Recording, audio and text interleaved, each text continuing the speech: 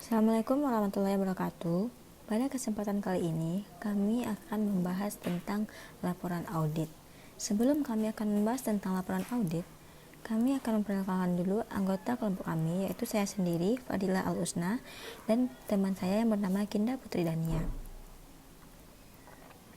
Selanjutnya, materi yang pertama akan dijelaskan oleh teman saya, yaitu Kinda Putri Dania. Bentuk-bentuk laporan audit. Yang pertama, laporan audit bentuk baku. Laporan audit bentuk baku memuat pendapat wajar tanpa pengecualian, yang mengandung arti bahwa laporan keuangan menyajikan secara wajar.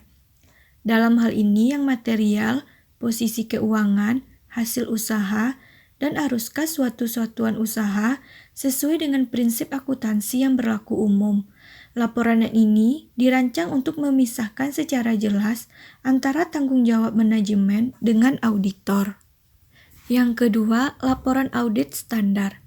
Laporan audit standar merupakan laporan yang paling umum diterbitkan dan berisi pendapat wajar tanpa pengecualian yang menetapkan semua asersi manajemen atas pengendalian internal wajar dalam material. Yang ketiga, laporan audit keuangan. Audit laporan keuangan merupakan jenis audit yang sering dilakukan oleh auditor independen karena dapat meningkatkan kepercayaan bagi pemakai laporan keuangan yang dihasilkan perusahaan. Auditor melakukan audit ini atas permintaan akan jasa pengauditan oleh para pengguna laporan keuangan. Hal ini tentu saja akan menciptakan pasar bagi auditor independen. Bentuk laporan auditing yang paling umum adalah laporan auditing dengan pendapat wajar tanpa pengecualian. Lebih dari 90% laporan auditing menggunakan bentuk ini. Laporan auditing dengan standar wajar tanpa pengecualian digunakan bila kondisi berikut terpenuhi.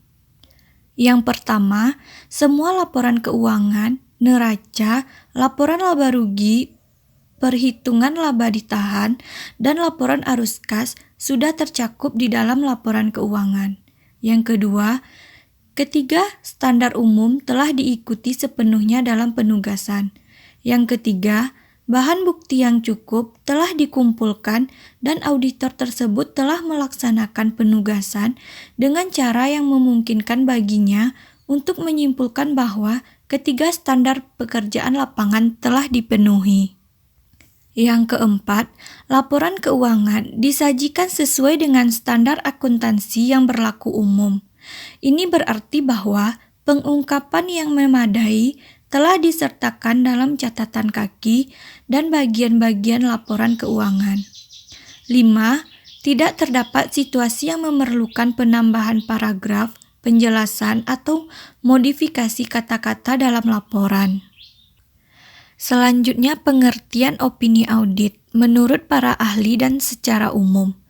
Menurut Kamus Standar Akuntansi, opini adalah suatu laporan yang diberikan seseorang akuntan publik terdaftar ialah sebagai hasil penilaiannya dari kewajaran laporan keuangan yang disajikan oleh suatu perusahaan. Menurut istilah akuntansi, opini audit adalah suatu laporan yang diberikan oleh auditor terdaftar yang menyatakan ialah bahwa pemeriksaan sudah dilakukan sesuai dengan norma atau juga aturan pemeriksaan akuntan yang diikuti dengan pendapat tentang kewajaran laporan keuangan yang diperiksa. Selanjutnya, pengertian opini audit secara umum yaitu opini audit adalah pernyataan auditor terhadap kewajaran laporan keuangan dari entitas yang telah diaudit. Kewajaran ini menyangkut materialitas, posisi keuangan, dan arus kas. Opini audit inilah yang menjadi terjemahan laporan keuangan yang digunakan oleh pengguna laporan keuangan dalam mengambil keputusan untuk kelangsungan hidup perusahaan. Jenis-jenis opini audit yang pertama, opini wajar tanpa pengecualian. Opini wajar tanpa pengecualian adalah suatu pendapat yang diberikan pada saat audit sudah dilaksanakan sesuai dengan standar auditing atau SPAP, auditor tersebut tidak menemukan adanya kesalahan material secara keseluruhan laporan keuangan atau juga tidak terdapat penyimpangan dari adanya prinsip akuntansi yang berlaku atau SAK. Yang kedua, opini wajar tanpa pengecualian dengan paragraf penjelas, yaitu suatu pendapat yang diberikan pada saat suatu keadaan tertentu yang tidak berpengaruh secara langsung terhadap adanya pendapat wajar. Yang ketiga, opini wajar dengan pengecualian, yaitu suatu pendapat yang diberikan pada saat laporan keuangan dikatakan wajar di dalam hal yang material, namun tetapi terdapat sesuatu penyimpangan atau juga kurang lengkap pada pos tertentu sehingga harus dilakukan pengecualian. Yang keempat, opini tidak wajar, yaitu suatu pendapat yang diberikan pada saat laporan secara keseluruhan itu bisa terjadi jika auditor harus memberi tambahan suatu paragraf untuk dapat menjelaskan ketidakwajaran atas suatu laporan keuangan yang disertai dengan dampak akibat adanya ketidakwajaran tersebut pada suatu laporan auditnya. Yang kelima, opini tidak memberikan pendapat, yaitu suatu pendapat yang diberikan pada saat ruang lingkup pemeriksaan yang dibatasi sehingga auditor tidak melaksanakan suatu pemeriksaan sesuai dengan standar auditing yang ditetapkan oleh IAI. Selanjutnya, salah saji, kekeliruan, dan ketidakberesan. Salah saji adalah risiko bawaan yang mana kerentanan suatu saldo akun atau golongan transaksi terhadap suatu salah saji material dengan asumsi bahwa tidak terdapat pengendalian yang terkait. Selanjutnya, kekeliruan adalah resiko pengendalian yang mana resiko yang terjadinya salah saji material dalam suatu asersi yang tidak dapat dicegah atau dideteksi secara tepat waktu oleh pengendalian intern entitas. Selanjutnya, ketidakberesan, yaitu resiko yang disebabkan oleh kegagalan auditor dalam mendeteksi salah saji material setelah audit dilaksanakan sesuai dengan standar auditing.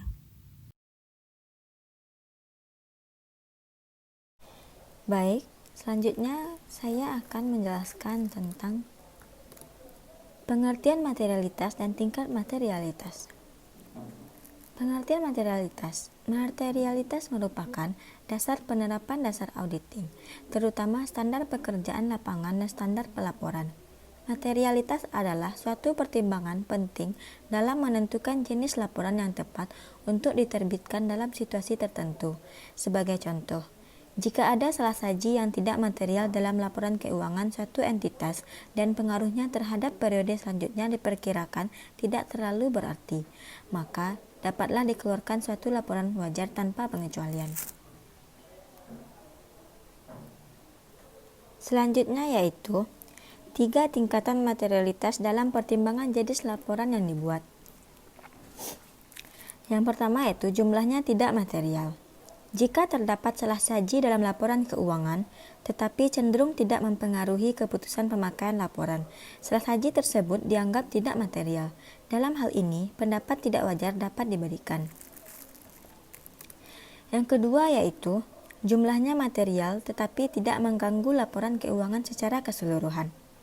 Tingkat materialitas kedua terjadi jika salah saji di dalam laporan keuangan dapat mempengaruhi keputusan pemakai, tetapi keseluruhan laporan keuangan tersebut tersaji dengan benar, sehingga tetap berguna. Jika auditor menyimpulkan bahwa salah saji tersebut cukup material tetapi tidak mengganggu laporan keuangan secara keseluruhan, pendapat yang tepat adalah pendapat wajar dengan pengecualian atau menggunakan kecuali untuk. Yang ketiga yaitu jumlah sangat material atau pengaruhnya sangat meluas sehingga kewajaran laporan keuangan secara keseluruhan diragukan.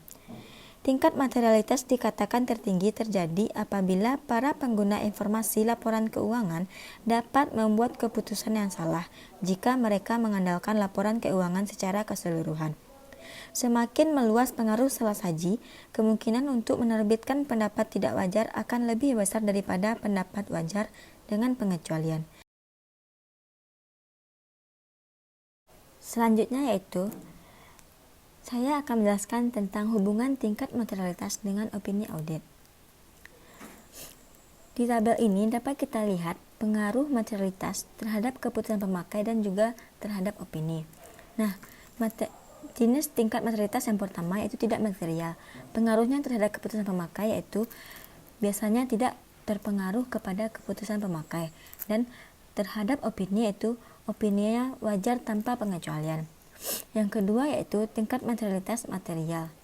Pengaruhnya terhadap keputusan pemakai yaitu keputusannya biasanya terpengaruh jika informasi dimaksud penting terhadap keputusan yang akan diambil. Laporan keuangan keseluruhan dianggap disajikan secara wajar. Sedangkan pengaruhnya terhadap opini yaitu jenis opininya yang berpengaruh yaitu wajar dengan pengecualian. Yang terakhir, tingkat materialitas sangat material. Pengaruh terhadap keputusan pemakai, sebagian besar dari seluruh keputusan yang didasarkan pada laporan keuangan sangat terpengaruh. Selanjutnya, jenis opini yang berpengaruh yaitu pernyataan tidak memberikan pendapat atau pendapat tidak wajar. Selanjutnya yaitu penyelesaian audit untuk penerbitan laporan audit. Langkah akhir suatu proses pemeriksaan auditor adalah penerbitan laporan audit, di mana pada prosesnya disebut penyelesaian audit. Untuk itu, auditor menyusun yang pertama, laporan keuangan auditan atau audited financial statement. Yang kedua, penjelasan laporan keuangan, notes to financial statement. Dan yang ketiga yaitu pernyataan pendapat auditor. Hal-hal yang harus dilakukan oleh auditor dalam penyelesaian audit yaitu yang pertama, penelaahan terhadap adanya kewajiban-kewajiban bersyarat atau contingent liabilities. Yang kedua, penelaahan transaksi-transaksi setelah tanggal neraca atau subsequent event. Yang ketiga, penemuan kemudian fakta-fakta yang terdapat pada tanggal laporan auditor. Yang keempat, pengiktisaran dan menarik kesimpulan-kesimpulan. Yang kelima, penelaahan pengungkapan laporan keuangan. Yang keenam, informasi biaya pengganti yang tidak diaudit. Yang ketujuh, surat representasi manajemen atau client representation letter. Yang terakhir yaitu penelaahan kertas kerja.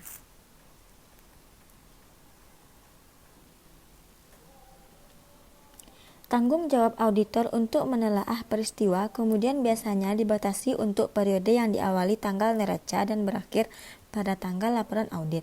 Karena tanggal laporan audit berhubungan dengan penyelesaian prosedur auditing yang penting di kantor klien. Penelaahan peristiwa kemudian seharusnya diselesaikan mendekati akhir penugasan. Selanjutnya yaitu proses pembuatan keputusan auditor untuk penerbitan laporan audit.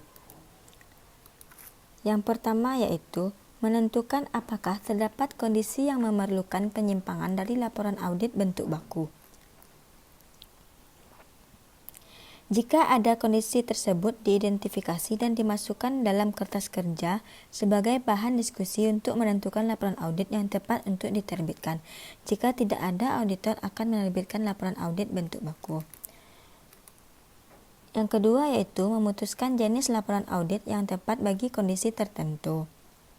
Ketika terdapat penyimpangan dari GAAP, pembatasan ruang lingkup audit diputuskan apakah tidak material atau sangat material. Semua kondisi, kecuali bila terjadi ketidakindependensi bagi auditor, hanya membedakan apakah tidak material atau material. Merupakan hal yang sulit dan membutuhkan pertimbangan yang matang.